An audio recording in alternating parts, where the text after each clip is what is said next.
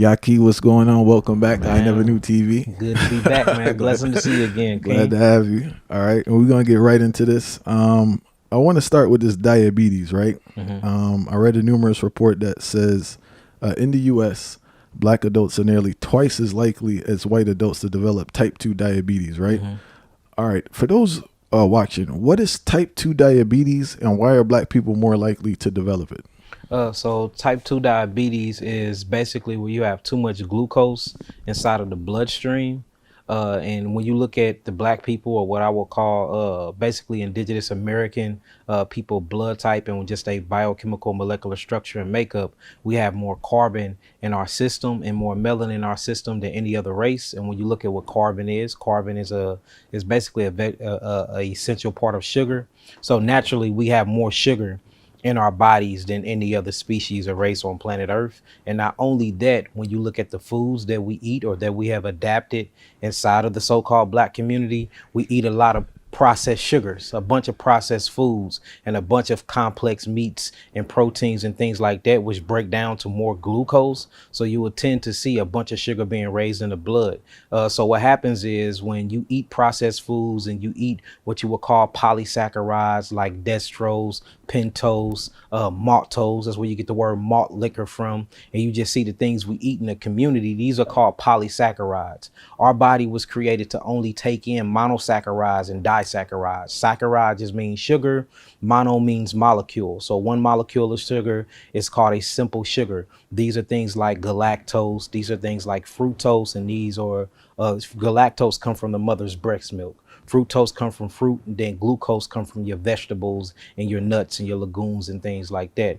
Once you start getting into complex sugars or complex polysaccharides, this is when you take simple sugars and then you fuse them with other molecules and you heat them up to high temperatures, and this is where you get high fructose corn syrup. So you got a lot of black people in the community that like to eat junk food, they like to eat candy, they like to eat complex amino acid structures or what you call proteins. What the body is going to do when you eat all these things is try to break them down back to the simplest form. So you would take a polysaccharide and eat the polysaccharide, your body is going to break it back down into a monosaccharide, which is a simple sugar, in order to use it for fuel for the body. But it's too complex to break down because it has a carbon bond on it that keep it stuck together. So what it does is it goes into the bloodstream and it alerts the pancreas. Inside the pancreas, you have something called the islands of Langerhans, and the islands of Langerhans produces 3 cells. It produces something called the alpha cell, which produce glucagon or glycogen or glucose. Well, basically what it does, it raises the blood sugar. Then you have something called the beta cells, which actually produces insulin. Insulin lowers the sugar, and the reason how insulin lowers the sugar in the bloodstream is it acts as a key mechanism. It goes to the cell and unlocks the actual cytoplasma of the cells, and it opens the cells up for glucose can actually come into the cell to be burnt as fuel. And then you have something called the delta cells that produces a hormone called somatostatin. Somatostatin is a growth hormone. So you literally grow by your pituitary gland and you grow by your pancreas. So what happens is when complex sugar is in the blood, the hormones is going to alert, or what you would call the intrinsic nervous system, or what they call the adrenal glands. It sends melanin neurotransmitters to the brain, and it tells the brain to do a feedback loop, and it says there's too much sugar in the blood. Alert the beta cells to produce insulin. So insulin will be produced and go into the bloodstream and basically create a glucose marker, and it allows itself to be a key to open up the cell for glucose can get into the cell. So it's playing this back and forth all day because you're eating all these complex sugars. So literally the pancreas is going back and forth between the alpha cells and the beta cells all day. Now, if you look at cells and the way cells function, it only function by way of fuel. And when you burn fuel, you get all types of byproducts from it. So since you playing this teeter-totter game and you're raising your blood sugar and then you using insulin to lower it by bringing it into the cell, it gives it this back and forth system. Eventually the system wears out, and what the pancreas do is give up and it stop producing so much insulin. The moment that your body and your pancreas start malfunctioning and stop producing insulin, this is what you clinically know as diabetes 2. But then you have something called diabetes 1 when they become insulin dependent. And there's many other different things, stress, causes diabetes, not only eating because for instance, a stress hormone produces cortisol. Cortisol get released in the blood by way of the adrenal glands. Guess what cortisol do to sugar? Because cortisol actually utilizes sugar. So the adrenal glands don't only just utilize your steroids, it utilizes your mineralization and your sugar content by way of adrenaline and cortisol. So if you stress and your stress hormone is cortisol and adrenaline, the moment that the adrenal glands releases it in the bloodstream, it's going to spike the sugar as well. Hold on, it sounds like black people in problems, man, because between the sugar, I'm just thinking about when I taught and seeing the kids, you know, I go drink soda in the morning. Yeah. It got what, 120%. Yeah, exactly. Yeah. You know, but it's just polysaccharide sugar too, not natural sugar. The mixture of the diet and the stress. Yeah. Because people under some serious stress nonstop, depending on where you live, you know? Yeah. I mean, the environment is stressful. We have to understand that stress is just more than a mental faculty. The body reacts to different certain things. We have to understand chemicals for it. You know, it's called The Molecules of Emotion. It's a book actually called Molecules of Emotion, and it shows how different emotional factors and how you view your reality causes emotional stresses and aspects in your life to make you look at reality different. Depend on your emotion, or what they call energy in emotion. It basically kicks on this chemical factory in your body. For instance, happiness releases something called dopamine in the brain. Dopamine is your reward center. It makes you feel good. It feel like you got wings, you can fly. That's what keeps you in your purpose. That's dopamine. When you're mad and when you're angry, that's epinephrine and norepinephrine. That's that adrenaline that make you want to fight. Then you have a scary hormone, which is called adrenaline, and cortisol. These are your stress hormones that put you in a state of fight or flight. It makes you run away. Your love hormone, or your binding hormone, whether you bind into your children by way of prolactin when a woman have a child latch onto her, or whether you bind into your significant other and finna engage in sexual activities. That's called oxytocin. So every different energy in motion or emotion that you experience in this reality, it actually have a release of a certain chemical hormone. So for instance, if you're going on a 9 to 5, there is literally something called job hypertension, where somebody cannot have no type of high blood pressure. Their blood pressure is regulated throughout their whole entire day, but the moment that they go to their job, they blood pressure spikes. What is that? That is a emotion that triggered some type of sodium cortisol to rise in the blood, and it created a friction or a pressure on the artery walls to raise the blood pressure due to the emotional stress of them being at their job. So you got to think about so-called black people. We chasing a clock. We own 9 to 5. We got children in the household. Most of the black males are not in the household, you know, which was purposely done by the government. You see us dealing with family issues, a lot of built-in trauma that we haven't did our inner work to work with our inner child to heal. So we automatically stress. And then our last interview, we talked about transgenerational epigenetic inheritance. So we still are suffering from the same things that our ancestors suffered from when they was here in Americas and got put into slavery. So all these things go down through the genetics. Not only are we dealing with that, but we dealing with, you know, racial discrimination. We dealing with a bunch of stuff as a people. So naturally, we're automatically stressed than any other people on planet Earth. There's a difference between when I'm driving down the street and a white man is driving down the street. I'm worried about the police pulling me over. I'm worried about getting shot. I'm worried about getting, you know, unlawfully convicted for something I didn't do. So even driving as a so-called black man, I automatically have cortisol in my blood due to that. So we can't act like us experiencing reality don't stress us out. So the reality of so-called black people here in America is stressful as hell. Anyway, that's enough to cause hypertension. Same thing. When you have cortisol in the blood, it actually raises blood sugar glucose. So you can get diabetes just off of stress. You can get hypertension off of stress. You can get penile atrophy off of stress, meaning you can shrink your penis just by stressing out.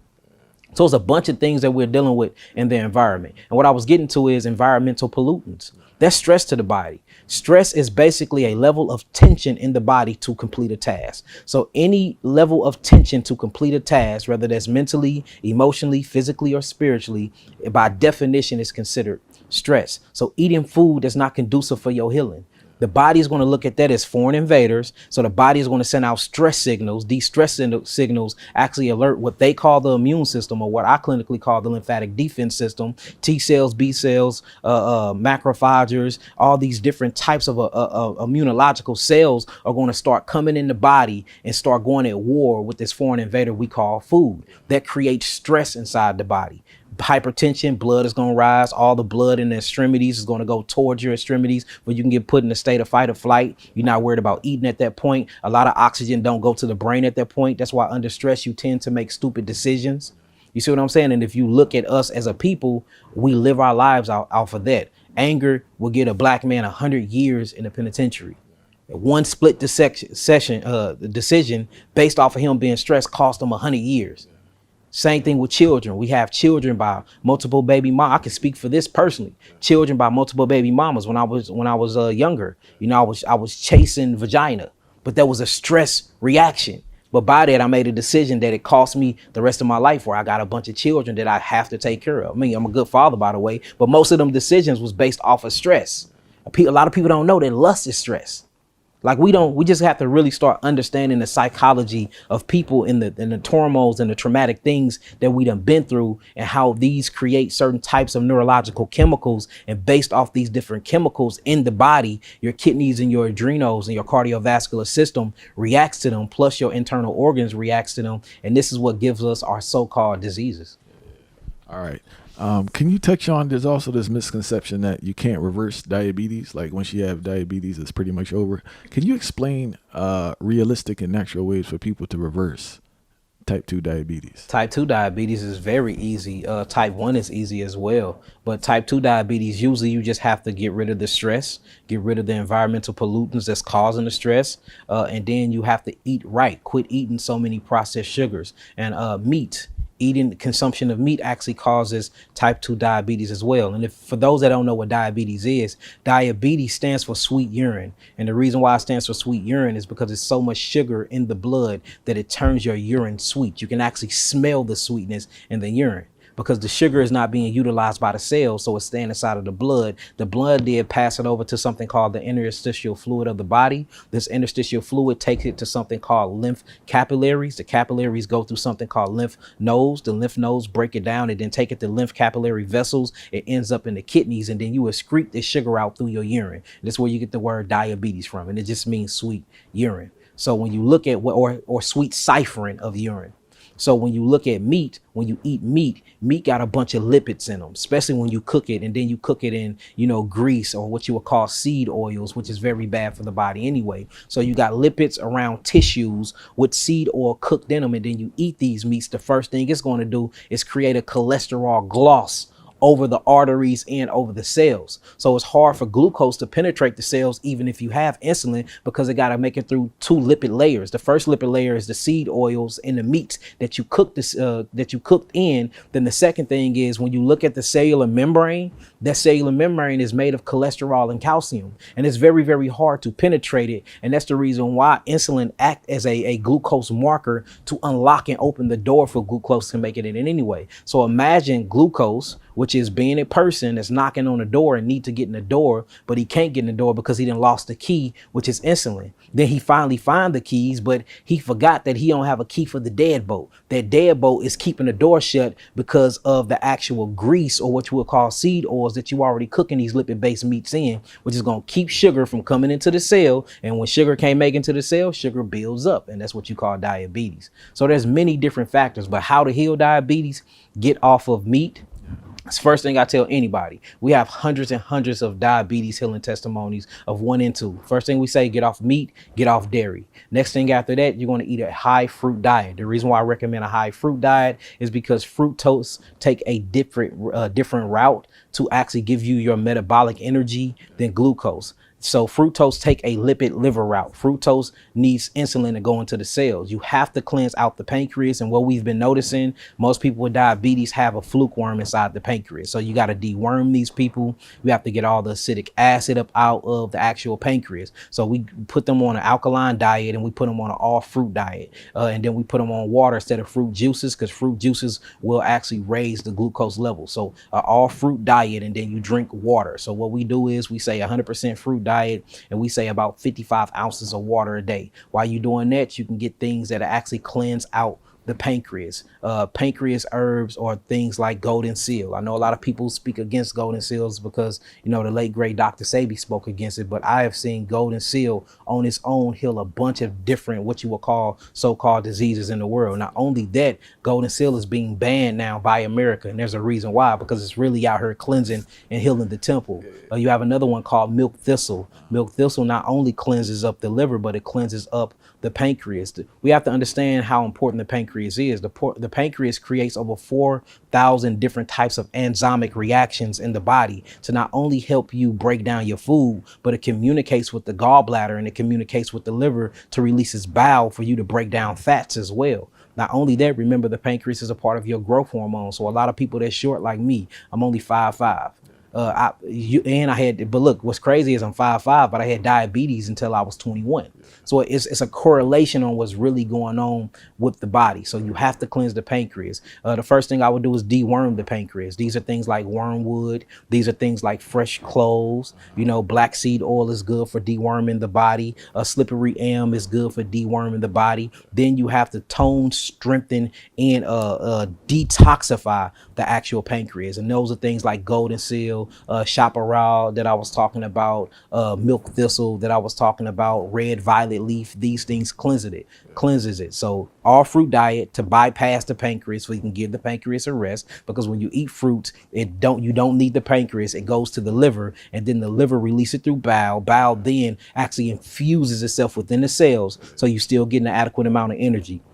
Once you do that and the pancreas is at rest, now it's time to cleanse the pancreas. Remember, I was telling you to cleanse the pancreas out and deworm the pancreas. And then you look up a month later, they go get tested and they look at their A1C or they look at their glucose and it's regulated. They don't have it no more. Same thing we do for diabetes 1, whether you're on insulin or not. And what I recommend, if it was me, because I'm not a doctor, so I can't tell you what to do, but if it was me, what I would do is I would do the same step. I would just check my fruits and see which one raises my blood pressure. My sugar, my glucose level, and those ones that, because anything you eat is going to raise glucose. I don't care what it is. It will raise your glucose. What diabetes is how long your glucose is raised. So if you eat an apple and your glucose is raised for 3 to 4 hours, then of course don't eat the apple no more.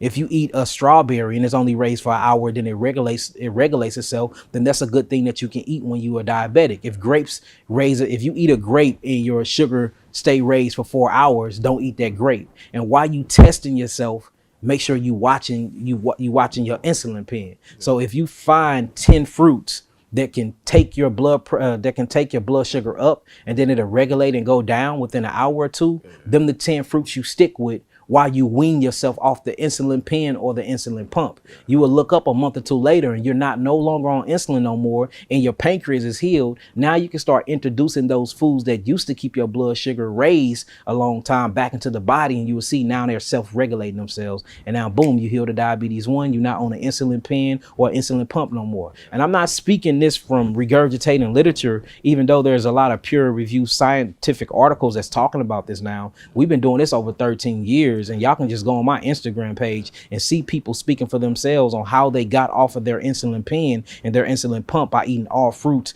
and just getting something. I have something on the website called the diabetes. We changed the name because the government tried to come out. It used to be called the diabetes reversal kit, but they tried to come after me. So we changed it. What we changed it to, the pancreas support kit. All right. So we changed it to the pancreas support kit. And I'm not here to sell herbs. Y'all can go on the website. All the herbs are listed and all my ingredients is listed on my site. You can make these things yourself. And you can see that you can heal yourself naturally of diabetes 1 and 2 by changing your environment, lowering your stress, stop eating fruit, and stop eating meat and stop eating dairy products, pick up on your fruit and do those regimens that I just said, and give it 30 to 60 days and it will blow your mind. Health in our country seems to be a privilege that majority of people don't have. Do you think someone can be financially broke and still live a healthy lifestyle in America? Yes, I do. I think somebody can most definitely be financially broke and still live a healthy lifestyle. Because if you look what health is Health is wealth. Health is your discipline. So you can literally just mono eat on something and be better than a person that's eating all day. We know that fasting detoxifies cells. We know fasting cleanses the cells, strengthens the cells, tones the cells, and rebuilds or reboot what you would call the immune system, or again what I would call the lymphatic defense systems. If you actually look into nature, what you see in nature, you see animals eating their food for free. They're not going to grocery stores. I have yet to see any grocery store in the jungle. They're going to trees. They're going to bushes, especially like primates that's frugivore in nature. They're going to get their food from natural things that grow from the earth that you don't have to pay to get. Same thing as a feline or a carnivore. It chases and it hunts its food, you know, even though it's eating things that we can't eat because our biochemical molecular structure is not made to eat those type of things. They still eat for free. So it's not about the money. It's about the simplicity. So if you can eat for a day off of $5, you know, everybody want to act like this healthy lifestyle is super expensive. Last time I seen a pound of sweet potatoes at the store is $3.99. You can survive off a pound of sweet potatoes. You know, a pound of apples at the store organically, you can spend only up to $7.99. That's a whole apple. You can eat all those apples a day. So, you know, for those that think it's super, super hard, just try a week of mono eating. Each day, switch up a fruit. Each day, switch up a vegetable. Each day, switch up a root. Each day, switch up a tubio. And every day, eat something different and only eat that like the gorillas do. And you will see that you will save a lot of money, a lot of money.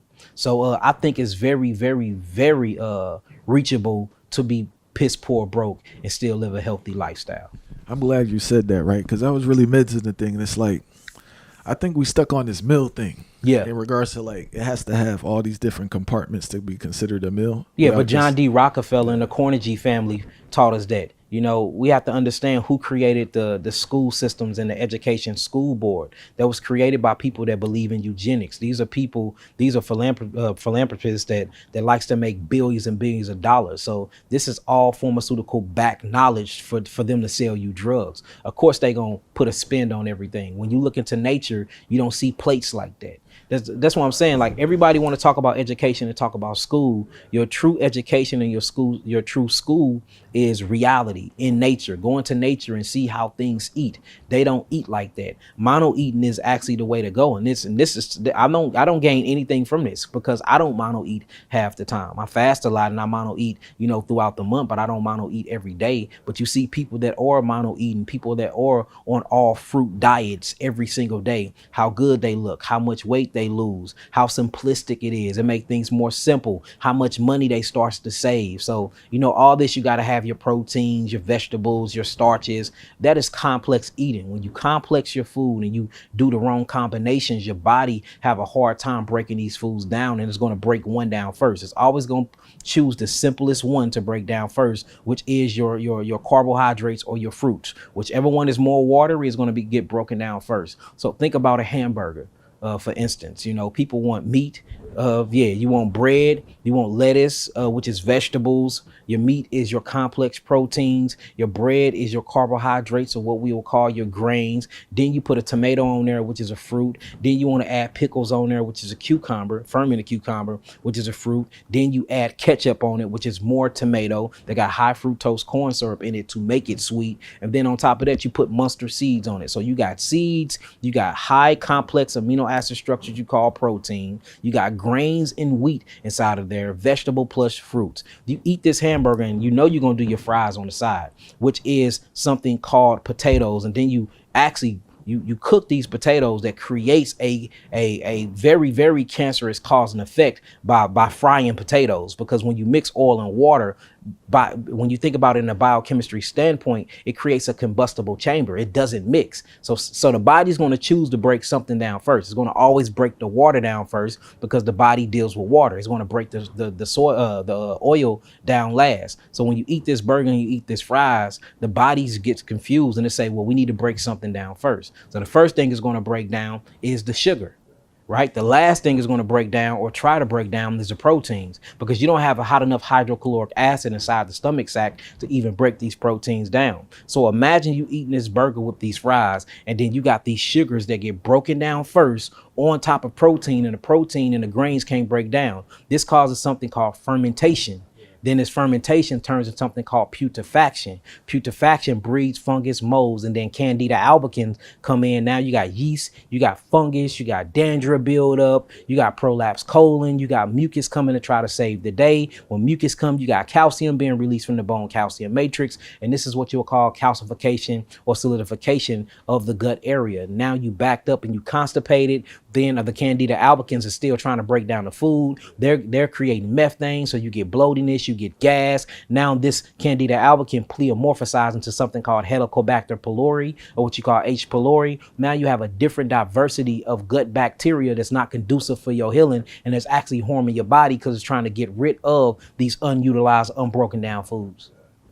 It's crazy, man. Food, man, this stuff is, when you really think about it, man, like, we are messing up our lives and we think we're doing something good. But again, who taught us how to eat?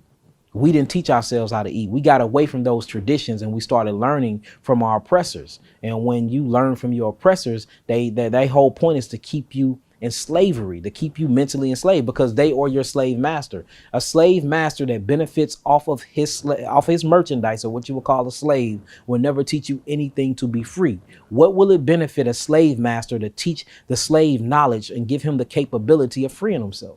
So anything that we learn from these educational school systems is always going to be held against us if we actually implement them throughout our everyday life. And that's just what it is. Why do you believe the Bible advises against the consumption of pork?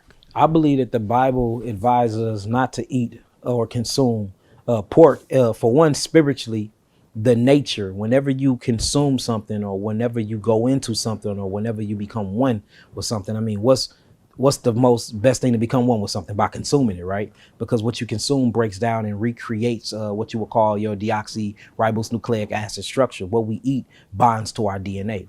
So if you look at the actual characteristics of a pig, it's greedy, it's sloppy, it's dirty, it will eat another pig, it eats anything, it has no moral. The only purpose and point of a pig is to be a trash can of earth. It consumes the trash of earth. That's the whole point of it. And then you will go and you will eat that trash. So and then think about the name we call a pig. You call police officers that sit on a corner and try to round up black people and put them in jail all day a pig.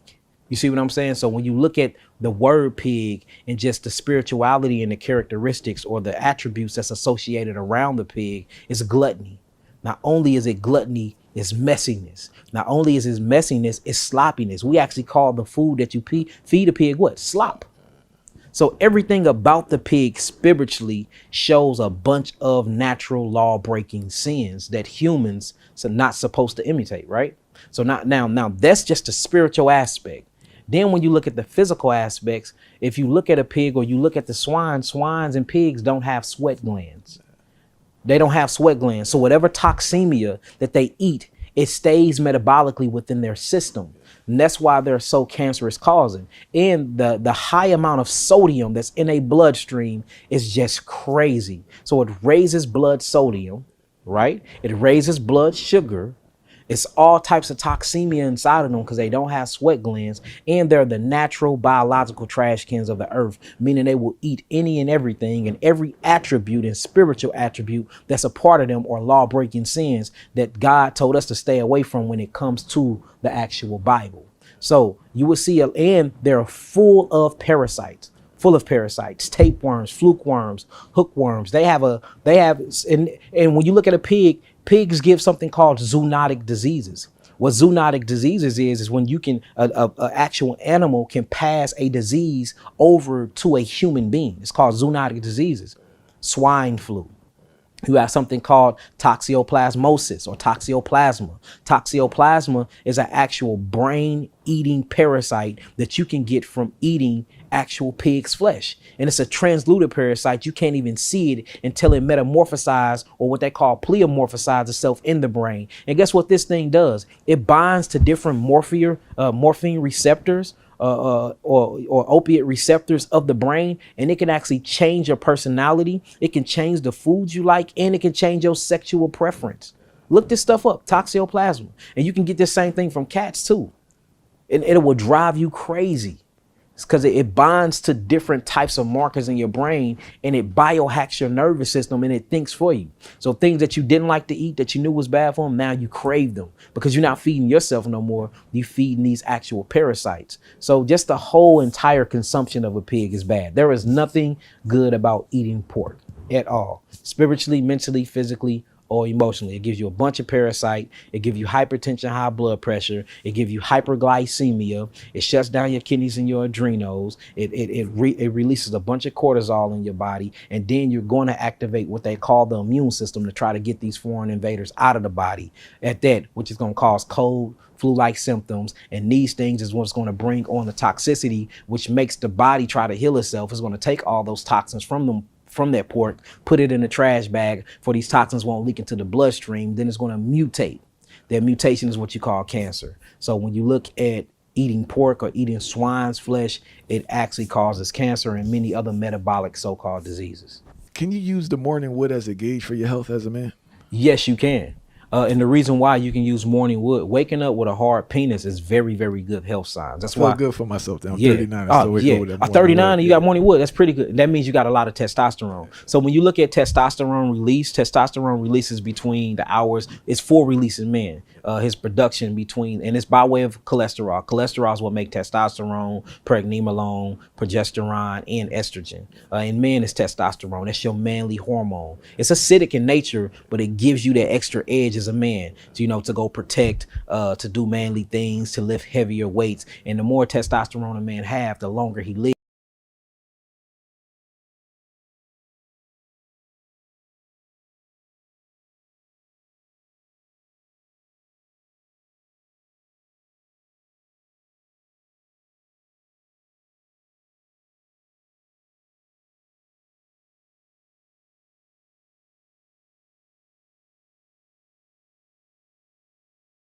Production by way of the pituitary gland throughout the whole body. It just so happens since testosterone is produced by the gonads with zinc and with copper and with selenium, that's the first area that gets stimulated. So to gauge your health off of morning wood will show you that you have a bunch of testosterone and your blood circulation is properly flowing. So morning wood is a sign that your testosterone levels are high and that you have a pretty good cardiovascular flow.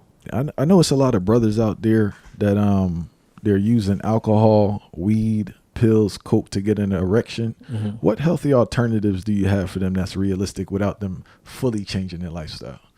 Introduce more fruits that have tannins into their diet. And the reason why I'm saying that, to have tannins naturally thins the bloodline, and it naturally increases the flow of blood production throughout the vascular system. Another thing is cayenne pepper. Every morning have a cayenne pepper and a lemon shot.